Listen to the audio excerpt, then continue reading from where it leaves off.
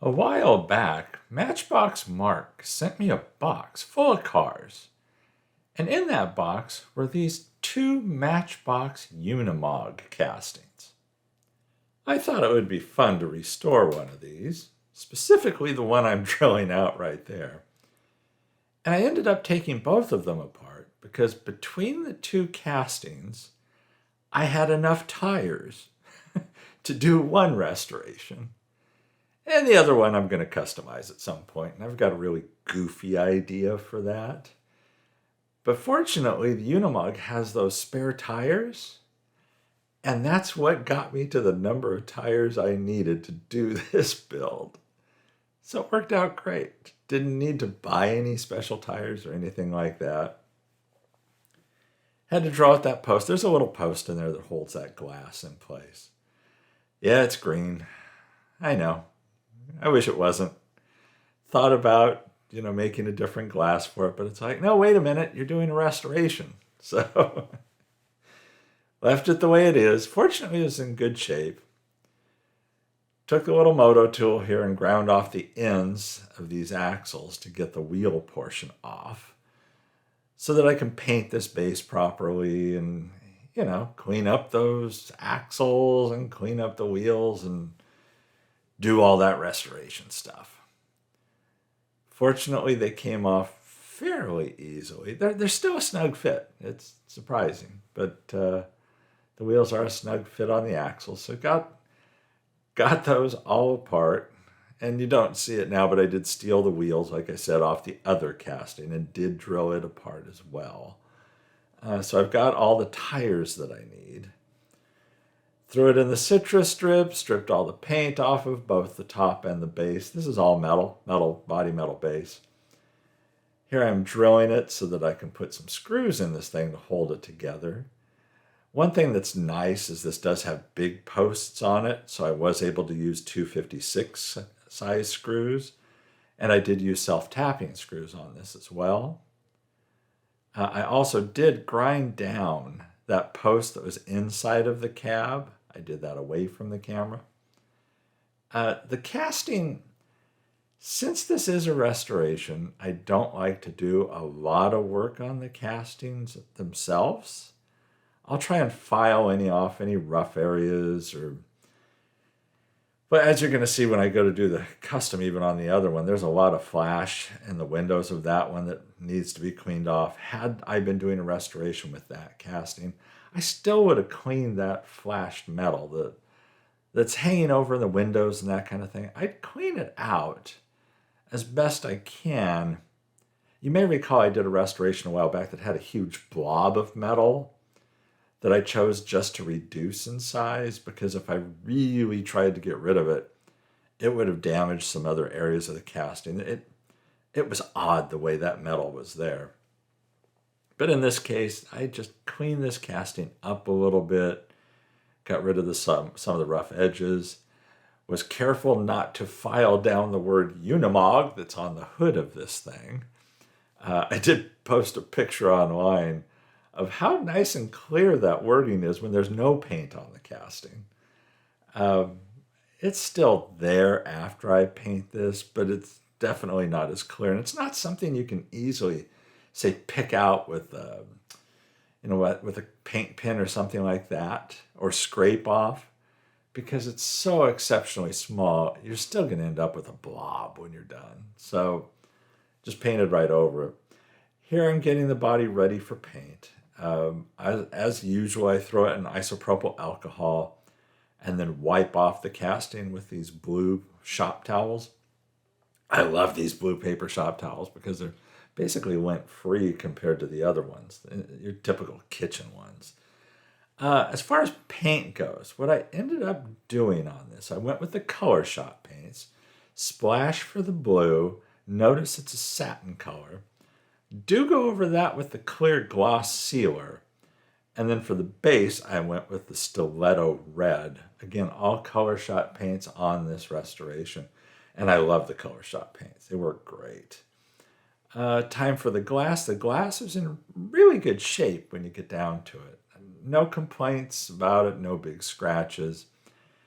I'm really cautious of taking something like a motor tool with a buffing wheel to old glass like this. My reason being is I don't want to have to find or buy a replacement if this thing snaps when I'm doing it.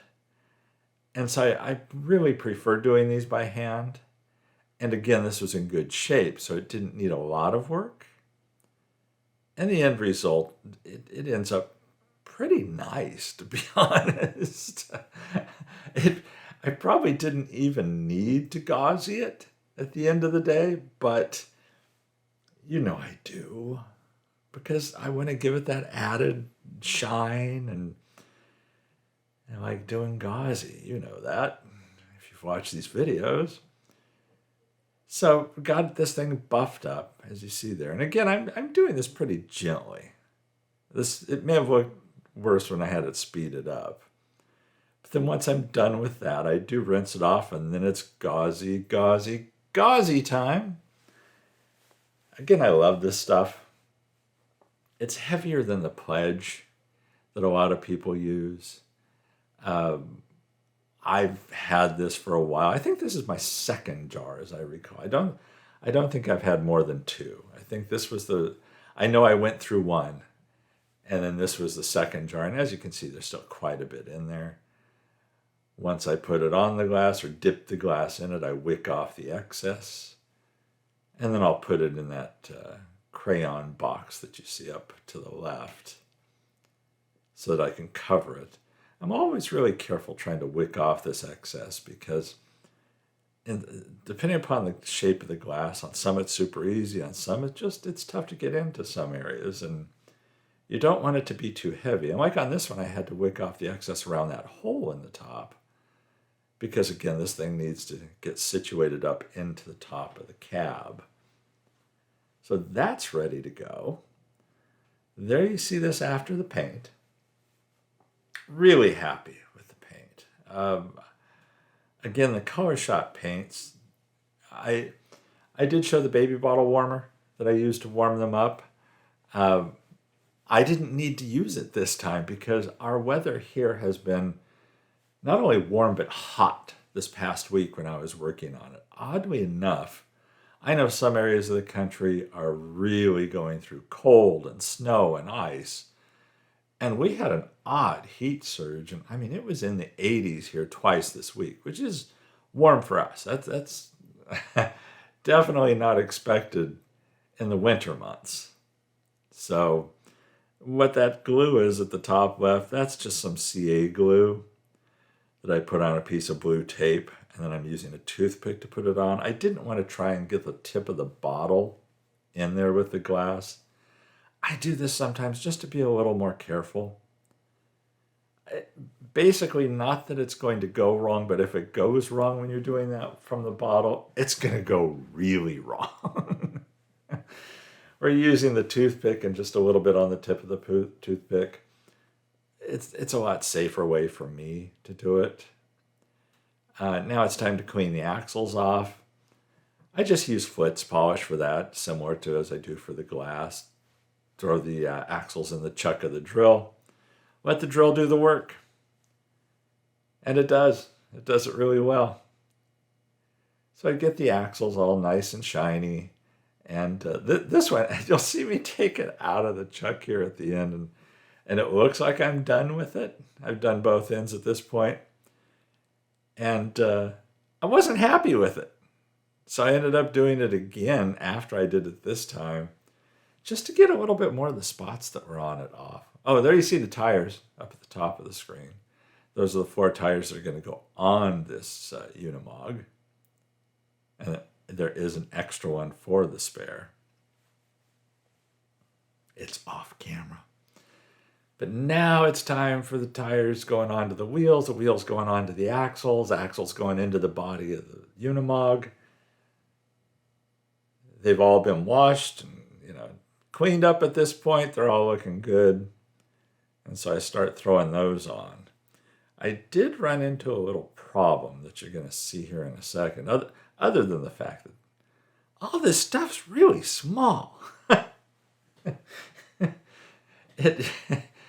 I as I get older, I keep thinking, man, I probably should have chosen a hobby with larger things. And I may end up, at some point going to larger scales. But I've got so much of this stuff around to work on that I'm going to suffer through it. And I guess I'm going to make you guys suffer through it with me. Well, I guess I'll suffer through it as long as you guys are suffering through it with me. Now, here was the problem I ran into. A couple of these, the wheels were just smaller. And I have to assume it's from wear. Maybe these two tires were larger. I don't know. Maybe these two tires just happened to be the ones that were the spares on both vehicles. And so maybe they were stretched out a little more. I have no idea why they didn't fit snugly like the other set did. And so, I tried the other one. The other one's loose too. Falls right off of there. So I thought, okay, I do not want to CA glue these on there. So what I did is I got out, that's right, Eileen's Turbo Tacky Glue.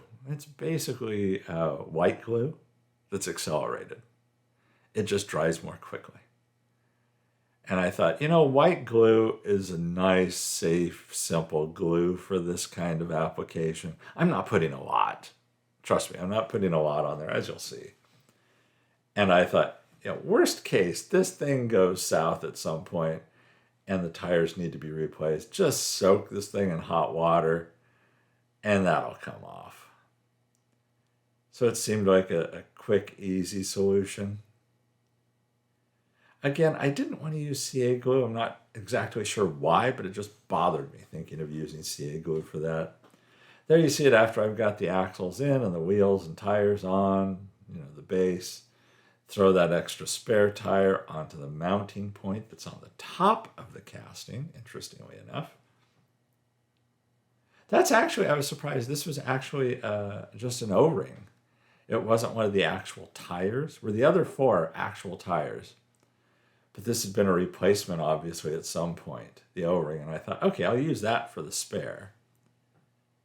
And then just throw the screws into it. You may notice I did touch up the screws with red paint already at this point. After I have them in, I did it again. Because they were originally black, and then when I painted the vehicle, they turned blue. And I thought, no, I can't have blue down there. The black would have been okay. I could have just replaced them. I did hit the front grille and headlights with silver Sharpie.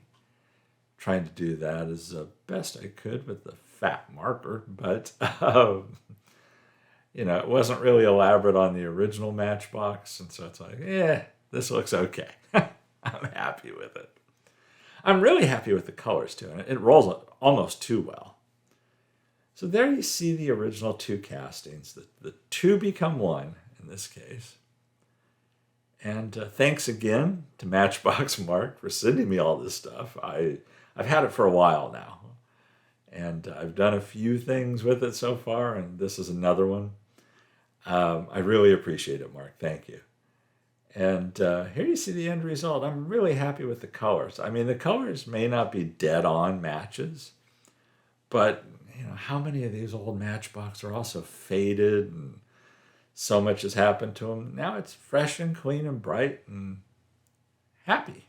I think this is a happy little Unimog. I hope you enjoy this build. I hope you enjoyed this video. This was fun. I mean, it's not a complex build by any stretch of the imagination, but it was a blast to do. So everybody, thanks for watching these videos. There's the glamour shots coming up. Stay safe and healthy out there. And I'll catch you in the next one.